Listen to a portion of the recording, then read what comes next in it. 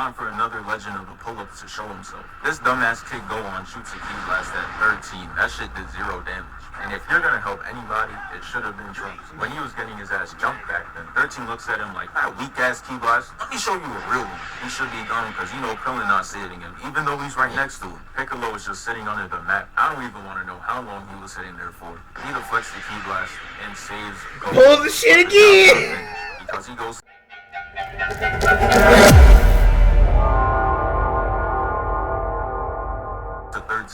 What's going on, Dark Chris and crew? How y'all doing today? And welcome back for another reaction video. So what we're going to be doing today, we're going to be looking at another codename Super. This right here is going to be how the Andriggity 13 violated Goku and the Z-Fires. This right here is going to be really hilarious, and so hope you guys enjoy. So hey, without further long, man, let's get down to this video. Nah, cause look at how we get introduced to 13. The pod opens up, and bro is already posing, fist already curled up. Bro, you just spawned. Why is he ready to box? He jumps down and we see he's mad at the world right now. You know he's not going to try to explore the map or anything. He's just trying to find the nearest op to run the favorite. And that right there is why I could not be an Andriggity. Spawning him with ops is just crazy. I can't even enjoy life for real. I just gotta start fighting. But anyways, let's see what Goku and Trunks are up to. So they're flying and shit, and look at them, bro. They got that Game 7 face. They're on a mission right now, and look at the Andriggities. They come out the wall simultaneously, but that theatrical shit wasn't enough for them. So they decided to do some extra shit. Like, look at 14. He's sliding under him for no reason. And once I saw that, I'm like, yeah, they not gonna be calm. They out here glitching. Goku and Trunks, that's a good squad. They getting packed up. They finally pull up and look at Goku straight mean mugging them like they owe him some money. Once I saw that face, I'm like, oh yeah, they about to get active. But man, I couldn't have been any more wrong. First off, they're in base form. And when they're in base form, you know they're not trying for real. But that doesn't excuse what happened. The Chaozu size Andriggity just looks at Trunks and he like, oh yeah, that's light. Pulls up to him and kicks the shit out of him, has him ricocheting off walls and shit. How do you let this twerp push out like that? You guys are a duo of Goku and Trunks. I'd expect this from a sorry-ass squad like Krillin, 18 and a half eaten 16. Like, they are trash. And just in case you forgot how dangerously ass this squad was, let's revisit their performance against Cell. Look at Krillin. Oh no, don't hurt him, bro. Sorry ass. Like, what are we doing here? I honestly don't know if I've seen a sorrier sequence of events. Because right after that, we see 16 throw the... No. Honestly, bro, that's too much trash for one video. But you get my point. You expect trash shit from them. But y'all two? Come on, bro. That should have been easy. Should have jumped him, emoted on him, and made sure he never did that shit again. But now instead we get this man pulling up to him, Goku talking about some, oh no, Trunks, after he gets hit. Bro, get back for him. Attack him. Do something. Now his dumbass out there on some, huh? Like, bro, you were next. He kicks him to 14, and he just like, straight feasting, hitting him with mad gut punches. And after that, 15 comes in, and they just start wilding on him. Like, look at this. Dr. Gero always been in that lab, making sure they have that jump programming. And I can't blame him. That shit is reliable as hell. Look what 18 and 17 did. They packed all the future Z-Fighters up in forward. Easy money. One weird thing that happened after Goku got jumped. He sits there smiling, like he's trying to make getting jumped look cool or something. It's not, bro. They see him smiling and they just like, oh nah, stop that shit. Punches him into the wall and he goes falling down. And that's why I can never understand them chilling in base form. What did you accomplish? Like, look at Goku. He trying to get up and walk it off, but that pain is real. Had him on all fours. Bro was out here chilling like shit was sweet, but it really wasn't. And to top it off, after getting jumped like that, this man 13 pulls up and just look at him. You know he thinks his fit is cold. He's sitting there smirking like, ooh, you know I got this shit on. Trunks yelling in the background like, that shit is fucking trash, dog. And 13's just like, I know good and well this capsule dork not talking to me. That trash ass fit, that yee ass cut. Boy, don't get me started. How much was your shit? 30? I'm listening to this like, why you say 30 like that? I should be 25. And that shit looks perfectly fine. Fuck you. And after Trunks got flamed for his haircut being $30, they go back to jumping this man. And wow, what an awful look. Getting flamed and getting jumped right after just makes it's like, goddamn. I'm sorry. I couldn't wish that on my worst enemy. Yeah, I'm lying. But I'm about to say. Trunks goes crashing down, making a nice Beyblade arena. And 14 like, you know what? You know too much for y'all. And makes glaciers fall on him. Yeah, he's going out a little too sad for my liking. Like, imagine having the bottom of someone's shoes on each side of your face. Come on now. You know what? Let's take a break from talking about Trunks. Let's look at Goku and Andriggity 13. So it starts off with Goku throwing a big ass glacier at 13. He dodges it, flies to Goku, and Goku. And then he's like, "Oh, my trucker hat!" Damn, yo shit. I'm gonna buy you need that hat back. Your cranium crazy. And 13 like, boy, I know good and well you not talking with that highlighter fit. Come here. Yep, he was built to defend himself verbally and physically. Kinda crazy how he winning in all aspects. And they start boxing. I'm not gonna lie, it was one-sided as hell. Only because this man still decides to not go Super Saiyan. For reasons I don't know. My guess is he wants to know what it's like to be Yamcha. And remember when I said we were taking a break from Trunks? Yeah, that break is over. So Trunks is sitting under loads of ice. And they're just staring at the rubble like, come on. We know you're not dead. And then this man started levitating out the ice like he in the Avatar state. And someone needs to tell me why the hell he's smirking right now, because you did nothing this whole time. So he starts ice bending and shit, catching them by surprise. They didn't know he could do all that. 14 comes out the ice first, and here goes Trunks with that damn sword. I'm not gonna lie, he needs to let that shit go. It hasn't done anything since Frieza. And there's proof that he's holding on to that one moment. Look at this. He flies to Andriggity 14, says psych, and he's up there. And look at that. That shit looks real familiar. Yeah. We fucking got him. The Andriggity stops the attack with 2 fingers. And Bro, he's like, yo, cut that shit out, bro. Nervous as hell, and for the right reasons, because he makes him lean to the left. And I kid you not, Trunks was holding on to that shit for 18 seconds before the Andriggity was like, alright, bro. Let go. And the worst part is, he got more use out of the sword than Trunks did. Look at him deflecting it. Trunks gets hit from the back, pause. But that shit had him falling like, look at his face, bro. That is no warrior. He gets hit with the knee, and this man slams his unseen fist on the back of his neck, sending his ass flying straight to the ground. And I can't even lie, Andriggity 14 got that finishing badge. He knows how to close off a combo. Last time it was a pile of ice. This time, it's him flipping the sword and just like, take that weak shit back. Surprised the hell out of Trunks. He like, damn, no one's fucking with the sword? Maybe I should put this weak shit down. Oh no. That's the equivalent to getting robbed and all you had was an LG. And the robber like, yeah, you know what? You could keep that shit. Now you go home confused and looking at your phone in disgust. Cause how someone that steals shit gonna tell you that shit is not worth taking? Now you gotta sit there and start questioning what you be buying. But now let's go to Goku and 13. 13 goes in the bag and pulls out the best move by an Andriggity. And it's not close. That shit is called SS Deadly Bomber. Now, take a look at Goku, bro. His ass still did not transform. And I know you see that he's sweating too. He's putting himself through unnecessary stress. You don't even know if he could hold it off. And from the looks of it, he can't. That shit is pushing him back OD. Then out of the depths of hell, with a third and Itachi lane, a Ki Blast comes through, easily pushing the attack away.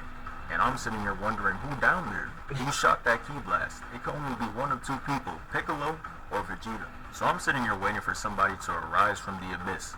Tell me why. The ice wall behind Goku starts breaking. He comes out with one of the coldest entrances. I wasn't even worried about how bro shot a Ki Blast from hell. And is somehow in the ice like Captain America. I was like, fuck it, we ball. Yup. You know the second he shot that Ki Blast, his ass was zooming to get into position. Vegeta and his team at this point. You just gotta respect the effort he puts in. He really cares. Goku just like, bro, you was just camping in there? And Trunks like, nah. No way he was waiting. They was out there jumping me. My own father wouldn't let that happen, right? Right? Don't worry about all that. Break the entrance. I'm not gonna lie, what does the prince do on a day-to-day basis anyways? You know his unemployed ass didn't just get there. He definitely was sitting in the abyss for a good minute, plotting, deciding how he's about to pull the entrance off. But yeah, you gotta pose the question like, why the hell is that nigga literally in the ice area? Like, nobody once like questioned like, why was he there?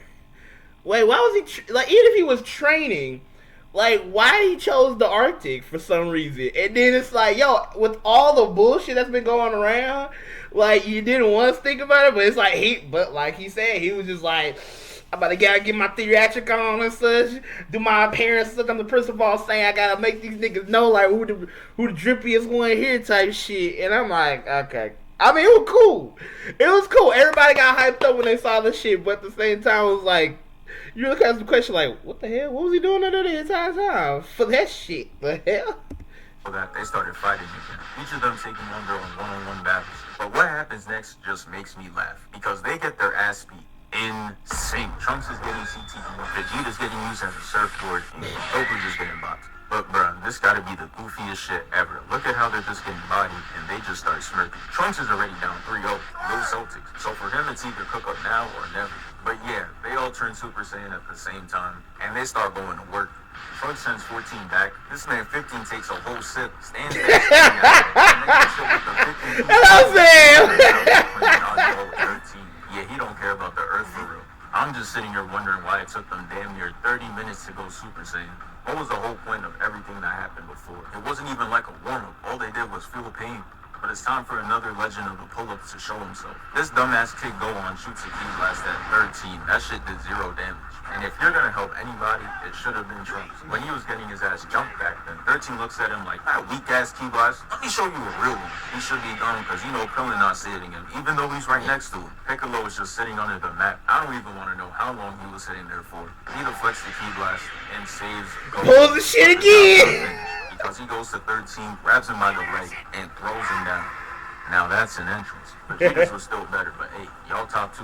Oh yeah, before I forget, there was this one scene in this movie that looked mad weird. And it was this. Why does Goku look evil as shit here? This demonic ass frame, who drew this? If I'm a villain, I am not messing around with it, bro. Get me out. Oh no, this video is at 9 minutes and 30 seconds already. I didn't even get to the main part yet. So we're just gonna speed through real quick. Alright, so long story short, Trunks restores honor to himself and his damn sword by getting another kill with that shit. Vegeta packs 15 up, and then they all surround Andriggity 13. Alright. Damn. Now he can finally get to the good shit. So he starts absorbing these parts, and he turns into like a combination of Broly, Vegeta, and a dark-skinned Smurf. Like, look at him. Are you gonna tell me I'm wrong? So Vegeta goes up to him and punches him. This man sees that he does no damage, and he's like, you know what? Let me try it another 80 more times. After he finished his weak-ass combo, he like, oh shit, I did no damage. Whoa, really? If the first weak-ass punch didn't work, why would you throw 80 more of them? That's the time when you say, alright bro, let's jump him. But no, instead he gets grabbed by both arms and gets sent falling to the ground. And Trunks is out here really pushing his luck, cause he pulls up to the new and improved 13 with no Super Saiyan, and he's trying to use that weak-ass sword again. Like, bro, you got a losing record with that shit. Please put it down. It's not worth it. So obviously he gets bodied, and Vegeta continues his descent. He gets slammed to the ground and then boom. And now it's time for the next victims, Piccolo and Goku. So they're both flying, right? And Goku's ahead of them. And this man sped up just to do no damage. And where is Goku? Bro was not that far behind, I promise you.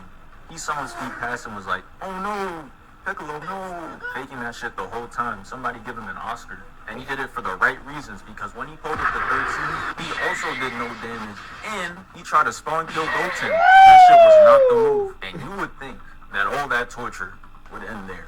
But it doesn't, because this man proceeds to throw bro in an ice alleyway, and he continues to beat his ass even more. Look at the combos this man is giving him. Oh my goodness. Yeah, nah, somebody needs to help him, because he's out there getting cooked. So he gets boomed out of the cave and goes into the water, descending down. But you already know. I can definitely say in this movie right here, Goku definitely received the most punishment than any of the Z Fighters saw in this movie. He got more damage than Vegeta did. Because if we're going off of the jokes that they've done in the abridged version and such, like literally through just with this alone, it's like Goku definitely got in the worst of it, because Vegeta never got punched in the dick. That nigga got visibly shown to get hit right there. It's like, God damn! Everybody in that theater was dead ass was like covering their ball like shit. No, he's the main character, so we don't gotta worry about that. But what we do have to worry about is Krillin being on the Z Fighters, because he's way too sorry. Look at this. Bro's out there doing the same bad play Curry did when he tried to dunk. 13 starts walking going down, and Goku starts ascending out the water with the spirit bomb. That boy go on, sees a spirit bomb forming, and he knows what time it is, because he starts to tee up in the craziest way. He sees 13 is about to hit his father, and he's like, nah, ain't happening. Damn, did you see how fast he moved? The key blast was already halfway there, and you see how he caught up? That boy was not playing. That right there is someone you need on the squad. He didn't even hesitate. Goku's sitting there talking about some, hey bro, y'all gotta help me too. I'm trying to pull off this spirit bomb. And you know the Z Fighters are not trying to hear that shit, because it just means they get their ass beat even more. Look at Vegeta. His ass does not want to be up right now. He got that "I'm just here so I don't get fined" ass stance. The prince goes in, and unfortunately, he gets hit with the main backbreaker. Pause. Nah, Mizu. Anyways, Trunks hears all that loud ass yelling and hits 13 with the key blast. And I'm honestly surprised that key blast made bro drop. He was unfazed by everyone's attack. Trunks goes up to start fighting him, but he gets cooked. But it's okay, because we got one more man on the job. He charges that one attack again, and Piccolo comes in clutch, making him throw the attack in the other direction, showing why you don't want to mess with them in the fourth quarter. And man, they ended this movie off with one of the toughest finishers of all time. Goku absorbs the spirit bomb, and then he calls ISO on Andriggity 13. Look at him standing on that rock alone. I know he's scared as shit. He tries throwing a punch, and he starts disintegrating with no pain, no snap. Goku is just staring at bro, full of rage, and I'm like, yeah, it's time to see. Yep, GG. He lost. He sends a punch going through the middle of his gut and sends him flying off. He explodes, and yeah, it's over. Thanks for 149K. We move.